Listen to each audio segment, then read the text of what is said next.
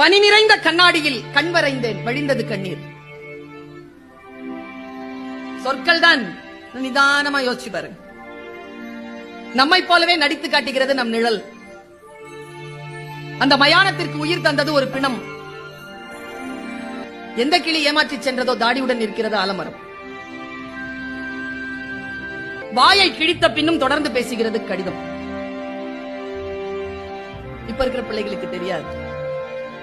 Lorry நிறைய மரம், இரையுடன் கூட்டை தேடும் தாய்க்குருவி. காற்றுக்கு சலிப்பதே இல்லை, ஒரே புத்தகத்தை 1000 முறை புரட்டுகிறது. இலையின் நடனம், அதே காற்று, இலையின் மரணம். வீட்டுல போய் யோசிச்சா பதறிடுவீங்க. சரிந்த மேம்பாலம், இடிபாடுகளுக்கு இடையில் சிக்கியது ஊழல். பெருங்கடலை அசைத்துக் கொண்டிருக்கிறது மீன் குஞ்சின் சின்ன துடுப்பு.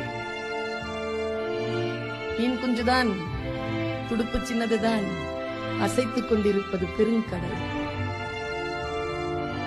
நாம சின்னவங்க தான், சின்ன வாய்ஸ் தான், சின்ன குரல் தான், சின்ன வயது தான், அசைத்துக் கொண்டிருப்பது பெருங்கடலை என்று நினைக்கின்ற பொழுது பதறுகிறது நமக்கு மனம். சொற்கள் அப்படித்தான். காக்கை கூட்டில் காத்திருக்கும் இசை, குயில் முட்டை. எனக்கு ரொம்ப ரசிச்ச ஒரு கவிதையை சொல்ற பாருங்களேன். பாருங்க. ஊதாங்குழல் இசைக்கிறாள் அம்மா, ஊதாங்குழல் இசைக்கிறாள் அம்மா, நடனம் ஆடுகிறது நெருப்பு.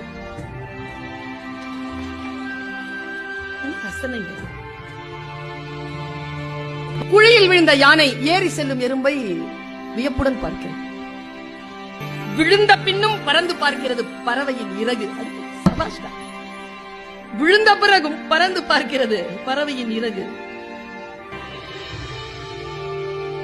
மயிலிறகு குட்டி போட்டது பள்ளியின் நினைவுகளை.